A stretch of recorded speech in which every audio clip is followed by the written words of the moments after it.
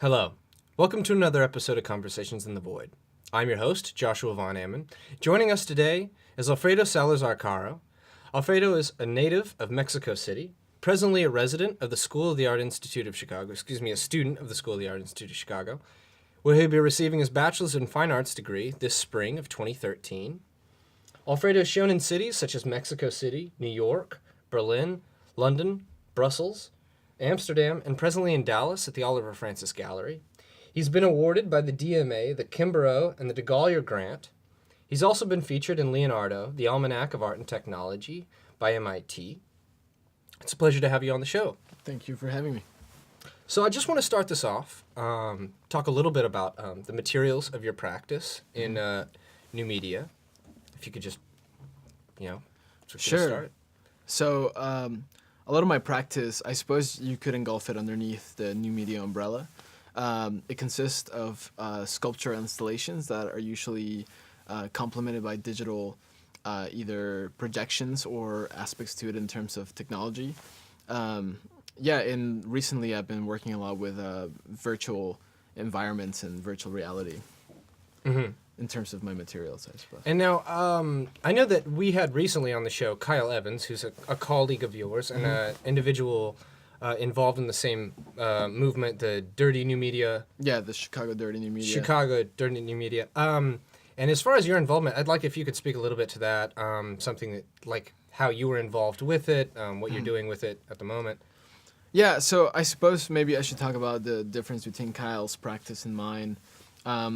Well, I guess Kyle's practice is also broader than what is usually shown or what has been seen here in Dallas. But while Kyle is talking about the analog aspect of Dirty New Media, my work is actually dealing more with the digital aspect of Dirty New Media. So I guess the easier way to talk about that would be like while Kyle is circuit bending, I'm data bending. So I'm manipulating softwares in order to achieve imagery that is part of, I guess, like the Dirty New Media aesthetic. Mm-hmm. And a lot of what you're working with, some conversations we'd had about it, I see it a lot as like taking these sort of separate languages and then sort of throwing them together, manipulating one, or rather converting it, manipulating it, and then throwing it back into that. So you kind of, is there any sort of way that you like to speak about, this process?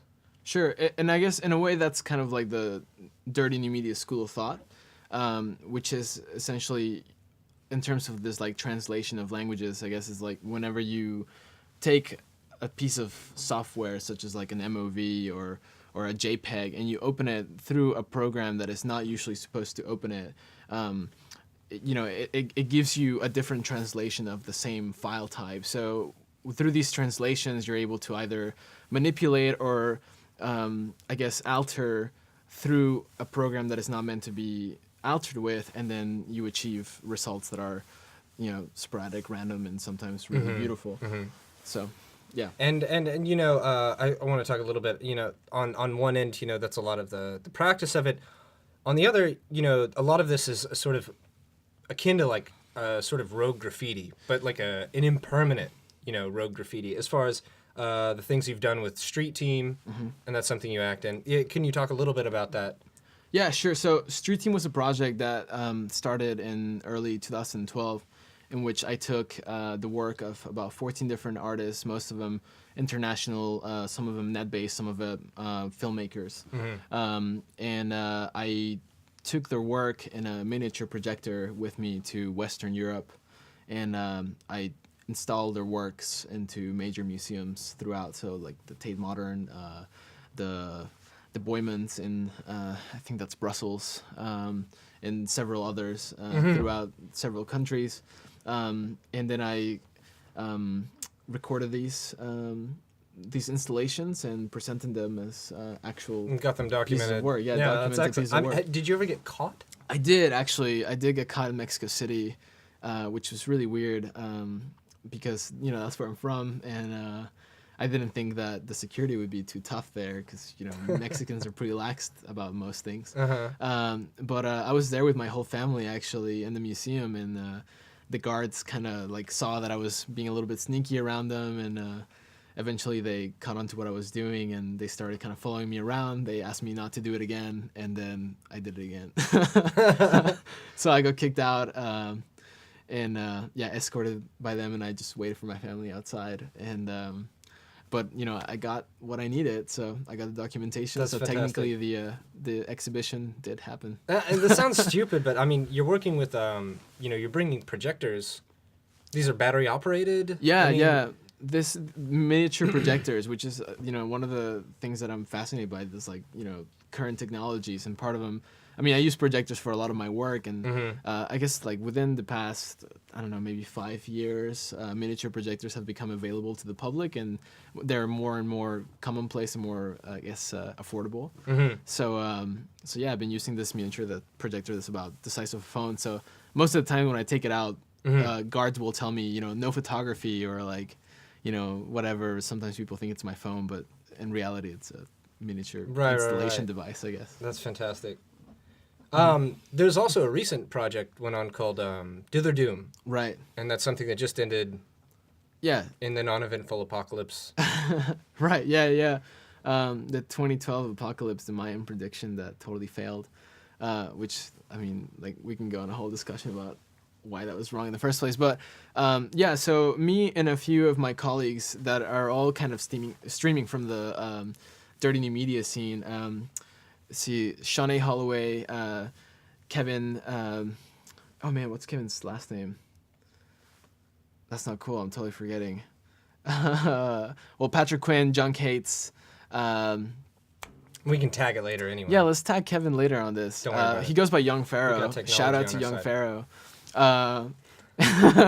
Anyway, but all four of us really, me, Kevin, Shanae, and Patrick, kind of created this project called Dither Doom, in which it originally kind of stemmed about these curiosities that we all had about the, I guess, upcoming end of the world at the time, which was I guess it was late 2011 or mid 2011 when we started talking about this.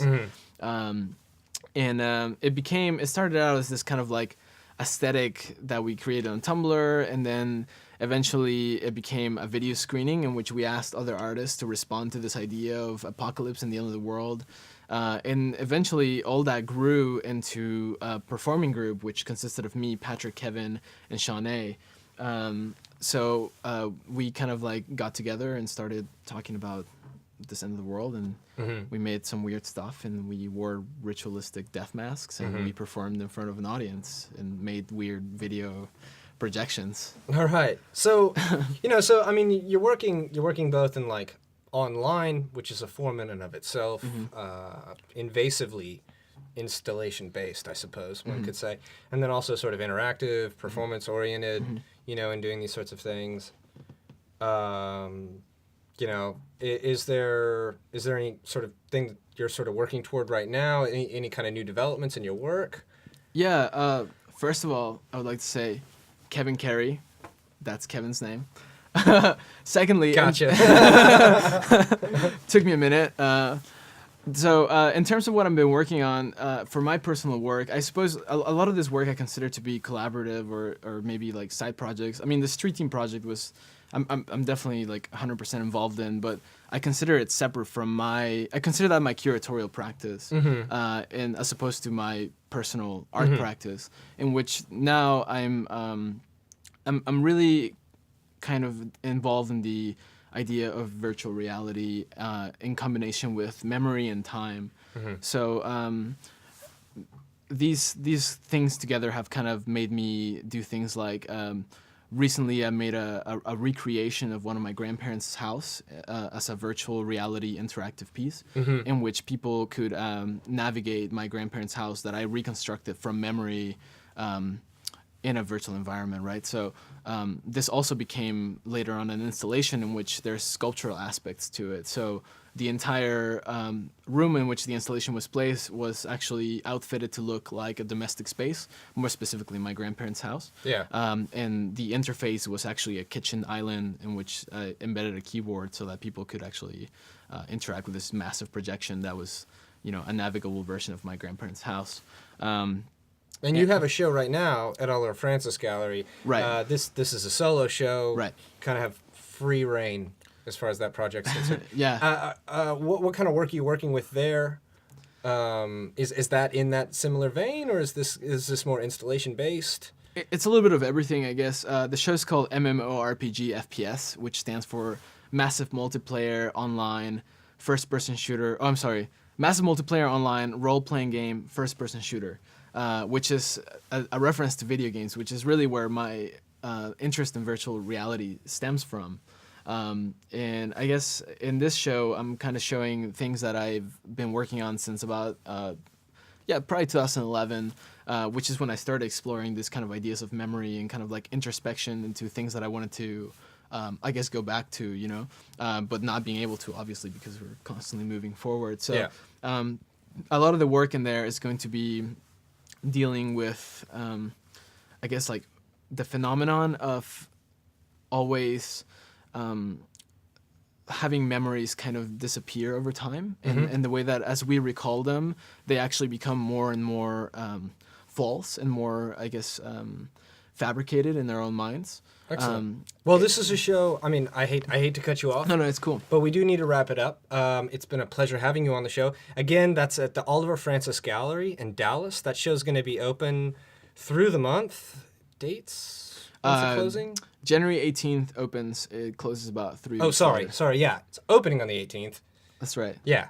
I also have a GIF making workshop at the Gus Michaels Foundation coming up. That's right.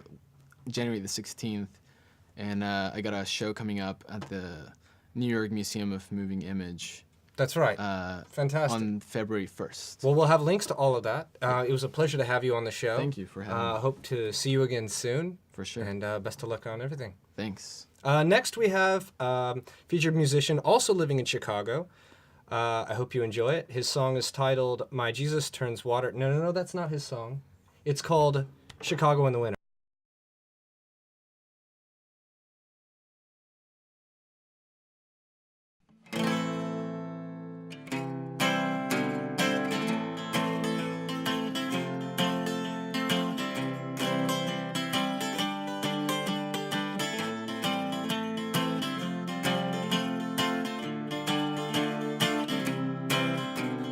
So the time came for me to move out. I packed my things up and I left the south. I headed up north to the land by the lake, the great white city in Illinois state. Chicago's a place you love and you hate. I had love for the buildings, but not for the rate at which the leaves change color. They all fall away. The city sags inward, it all seems to say. When it's wintertime in Chicago, it's more than the wind here, it's more than the snow. When it's wintertime in Chicago, you work like hell with nothing to show.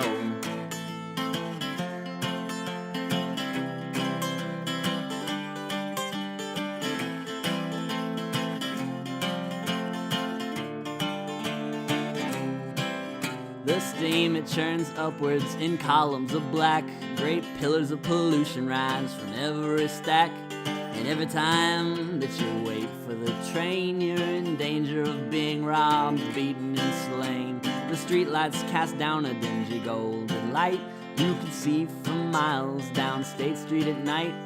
The trees' arms long empty, the wind blowing cold. You swear you can feel yourself growing old. When it's wintertime in Chicago, it's more than the wind here, it's more than the snow. When it's wintertime in Chicago, I work like hell with nothing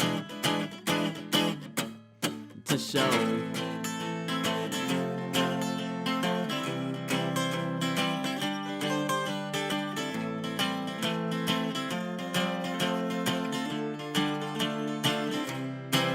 City's one saving grace is the buildings downtown. On a clear day they sparkle like jewels in a crown.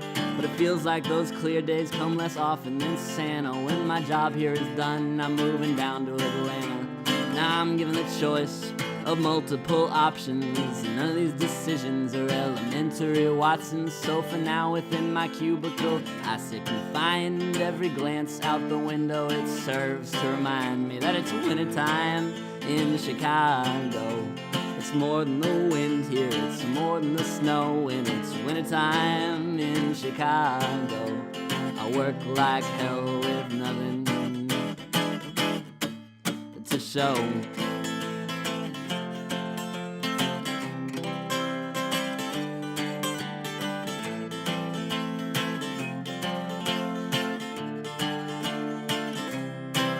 And I spend all my money on my girlfriend and coke. If it weren't for my parents, I'd have long been broke.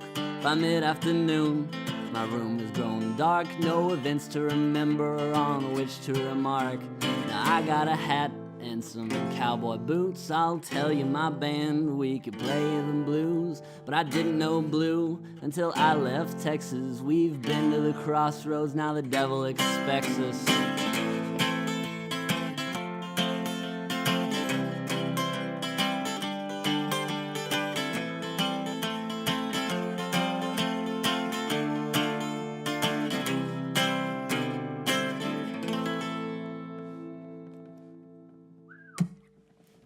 That's a doozy.